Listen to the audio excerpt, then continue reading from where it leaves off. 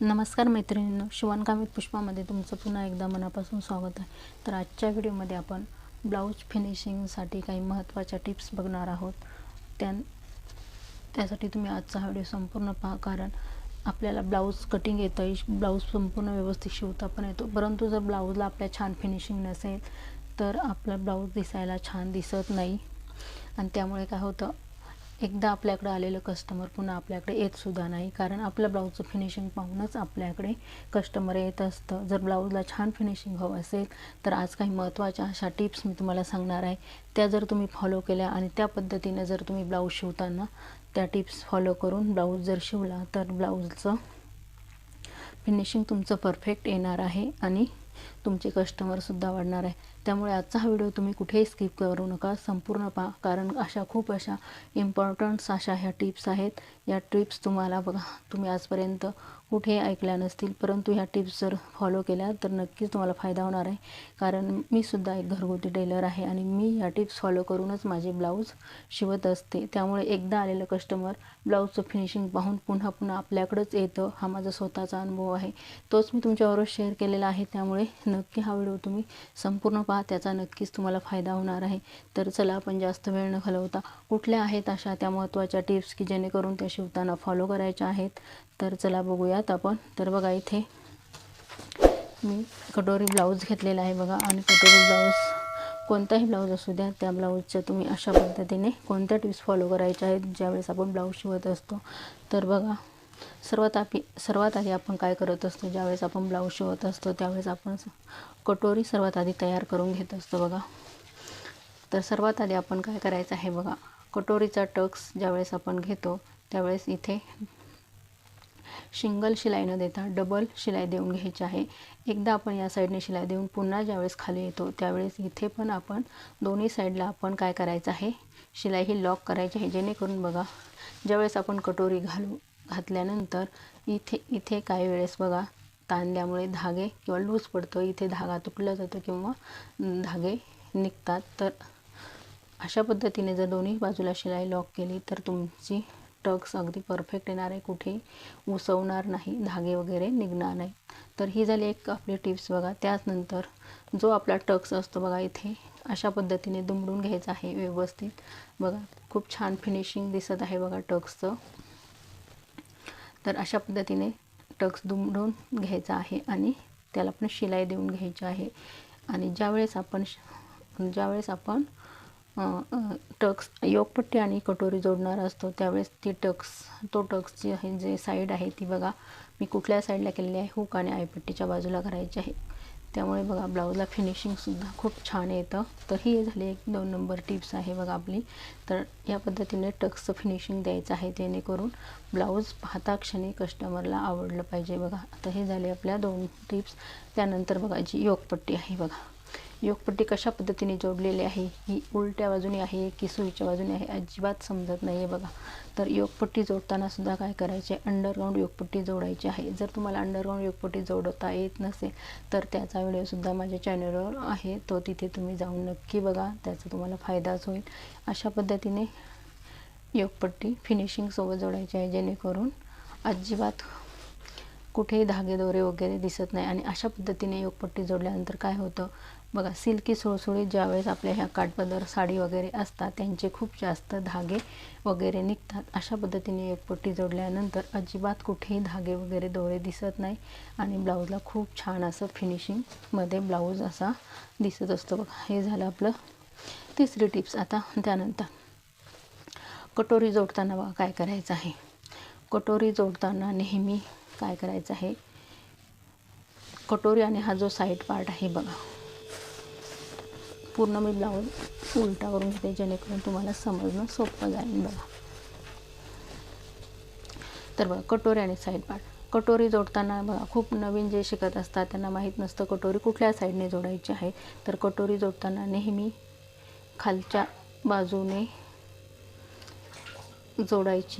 जोडतात, परंतु काय होतं, खालच्या बाजून जोडत गेल्यानंतर वरती कटोरी आपली कमी पडते आणि त्यामुळे इथे आपल्याला थोडासा भाग कटिंग करावा लागतो आणि त्यामुळे आपल्या गळ्याचा शेप पूर्णपणे बिघडून जातो. तर असं करायचं नाही. तर कटोरी जोडताना नेहमी साईड पार्टला वरच्या साईडने जोडत खाली यायचं आहे, जेणेकरून खालच्या साईडला जर कुठलाही भाग आपला कमी किंवा जास्त झाला तर तो आपल्याला कटिंग करून फिनिशिंगसोबत व्यवस्थित करता येतो. परंतु वर जर कमी जास्त झालं तर त्यामुळे आपला पूर्ण गळ्याचा शेप बदलून जातो. तर या गोष्टी तुम्ही शिवताना अगदी व्यवस्थित फॉलो करा, जेणेकरून नक्कीच तुम्हाला त्याचा फायदा होईल. कटोरी जोडताना नेहमी वरच्या साईडने जोडायची आहे आणि खाली कमी जास्त झाली तर आपल्याला व्यवस्थित फिनिशिंग देता येतं. तर ही झाली आपली 3 नंबर टिप्स. त्यानंतर बघा आता आपण शोल्डर बघूया. ज्यावेळेस आपण शोल्डर जोडतो, शोल्डर जोडल्यानंतर शोल्डर जोडल्यानंतर दोन्ही पाठीमागचा आणि पुढचा ज्यावेळेस शोल्डर जोडतो त्यावेळेस हा जो भाग आहे आपला शिलाईमध्ये गेलेला तो कोणत्या तरी एका साईडला करायचा आहे, फ्रंट साईडला करायचा आहे किंवा बॅक साईडला. परंतु बघा मी बॅक साईडलाच करत असते, परंतु या ब्लाऊजमध्ये मी पुढच्या साईडला केलेलं आहे. त्याचं कारण आहे बघा, पाठीमागच्या साईडला काय आहे आपलं कॅनव्हास आहे किंवा डिझाईन वगैरे असते, त्यावेळेस काय करायचं आहे आपलं जोडलेलं शोल्डर हे पुढच्या साईडला घ्यायचं आहे. त्यामुळे काय होतं आहे ब्लाऊजला अगदी परफेक्ट फिनिशिंग येतं आणि ब्लाऊजचं फिनिशिंग पण खूप छान दिसतं. इतर वेळेस मी पाठीमागच्या बाजूला हे शोल्डरचं दुमडलेलं हे जे शोल्डर असतं ते पाठीमागच्या साईडला करत असते.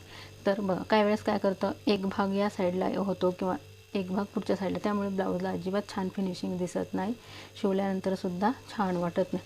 तर अशाच पद्धतीने काय करायचं आहे, दोन्ही साईडचे शोल्डर याच शोल्डर बघा याच पद्धतीने करायचे आहे. काही वेळेस एका बाजूचं शोल्डर पुढच्या साईडला घेतो आणि एका साईडचा शोल्डर आपण पाठीमागच्या त्यामुळे काय होतं ब्लाऊजला फिनिशिंग येत नाही, ब्लाऊज छान वगैरे दिसत नाही. तर या झाल्या काही महत्त्वाच्या टिप्स ज्या शिवताना तुम्ही नक्की फॉलो करा. त्यानंतर बघा ज्यावेळेस आपण बाही वगैरे जोडतो तर बाही जोडताना पाठीमागचा आणि पुढच्या भागाचा हे दोन्ही साईड आपल्या एकाच साईडला करायच्या आहेत. तर नेहमीच हा भाग नेहमी बाहीच्या साईडला करायचा आहे, जेणेकरून बघा ब्लाऊज शिवल्यानंतर एकदम प्रॉपर फिनिशिंगमध्ये आपलं फिटिंग वगैरे दिसतं बघा. तोच जर हा भाग तुम्ही एका साईडला केला आणि या साईडचा भाग पुढच्या साईडला केला तर ब्लाऊज पाहायला आपल्याला छान दिसत नाही, ब्लाऊजला अजिबात फिनिशिंग दिसत नाही. तर या गोष्टी नक्की तुम्ही फॉलो करा. हे जे शिलाई आहे ती एकाच साईडला आली पाहिजे आणि ही फिटिंग शिलाई या बाहीची जी शिलाई आहे ती बाहीच्या साईडलाच करा. त्यामुळे बाहीचं फिनिशिंग अगदी फिटिंग ज्यावेळेस आपण शिलाई करतो तर ते फिटिंग अगदी व्यवस्थित दिसतं आणि फिनिशिंगमध्ये आपला ब्लाऊज तयार होतो. त्यानंतर बघा तर आता गळपट्टी बघा. ज्यावेळेस आपण आता इथे कॅनव्हास आहे पाठीमागच्या बाजूला, इथे मी कॅनव्हासचा गळा बनवलेला आहे, गोल आहे आणि कॅनव्हास टाकून बनवलेला आहे. त्यामुळे पुढच्या साईडला आपण गोट न बनवता फिनिशिंगसोबत बघा आतल्या बाजूने हातशिलाईची जी पट्टी टाकली आहे त्यामुळे सुद्धा ब्लाऊजला खूप छान असं फिनिशिंग आलेलं आहे. अशा पद्धतीने नक्की तुम्ही ब्लाऊज तयार करा. ब्लाऊजचं फिनिशिंग खूप छान दिसतंय, तुम्ही पाहू शकताय बघा. गळासुद्धा आपला खूप छान तयार आहे बघा.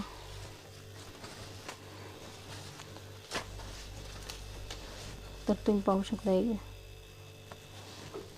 गळ्याचं फिनिशिंगसुद्धा खूप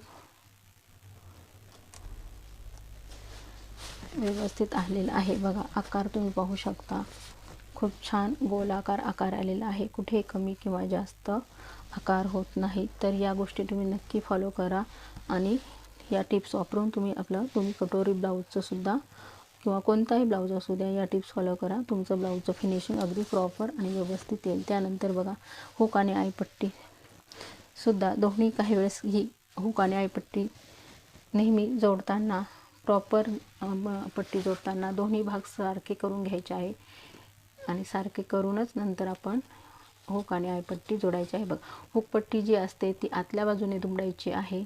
प्रॉपर फिनिशिंगमध्ये 1 इंचाची ही पट्टी आपली तयार झाली पाहिजे. त्यामुळे बघा बाहेरच्या साईडने खूप छान असं हुकपट्टीला फिनिशिंग आलेलं आहे आणि जी आपली आयपट्टी असते ती 1 इंच आपल्याला बाहेर काढायची असते. जर तुम्ही ही पट्टी बाहेर काढली नाही तर ब्लाऊज आपल्या फिटिंगमध्ये बसणार नाही, कमी पडेल किंवा एका साईडला तो एका बाजूला ओढला जाईल. तर अशा पद्धतीने बघा आयपट्टीसुद्धा जोडायची आहे. तुम्ही मशीनवरचे आय करू शकता किंवा हाताने आय करू शकता. तर बघा इथे मी मशीनवर आय बनवलेले आहे. तुम्ही हाताने सुद्धा हे हुक अडकवण्यासाठी आय बनवू शकता. तर अशा पद्धतीने प्रॉपर फिनिशिंग तुम्ही द्यायचं आहे ब्लाऊजला. ब्लाऊज शिवताना या गोष्टी फॉलो करायच्या आहेत. तर बघा मुंड्यातले जे जोड आहेत ते सुद्धा आपले व्यवस्थित परफेक्ट आले पाहिजेत. ह्या सर्व गोष्टी आपण ब्लाऊज शिवताना फॉलो करायच्या आहेत, जेणेकरून आपल्या ब्लाऊजला प्रॉपर असं व्यवस्थित फिनिशिंग जर तुम्हाला हवं असेल तर आत्ता ज्या मी सर्व या गोष्टी सांगितल्या त्या नक्की तुम्ही फॉलो करा आणि ब्लाऊज शिवताना त्याच पद्धतीने शिवा, जेणेकरून तुमचा ब्लाऊज परफेक्ट तयार होईल. आणि ब्लाऊज शिवल्यानंतर त्याला पुन्हा एकदा काय करायचं आहे, ब्लाऊज शिवल्यानंतर त्याला प्रेससुद्धा करून घ्यायचा आहे, जेणेकरून प्रेस केल्यानंतर ब्लाऊजला जे आपण ब्लाऊज शिवला आहे त्याला फिनिशिंग तर आलेलंच असतं. जर या गोष्टी फॉलो करून तुम्ही जर शिवला आणि त्यानंतर प्रेसने सर्व व्यवस्थित प्रेस करून घ्यायचं आहे, त्यामुळे ब्लाऊजला आणखीनच फिनिशिंग येतं आणि ब्लाऊज एकदम परफेक्ट प्रोफेशनल टेलरसारखा ब्लाऊज आपला तयार होत असतो. तर तुम्ही इथे पाहू शकता किती छान असं ब्लाऊजला हे फिनिशिंग आलेलं आहे. गळासुद्धा खूप सुंदर असा.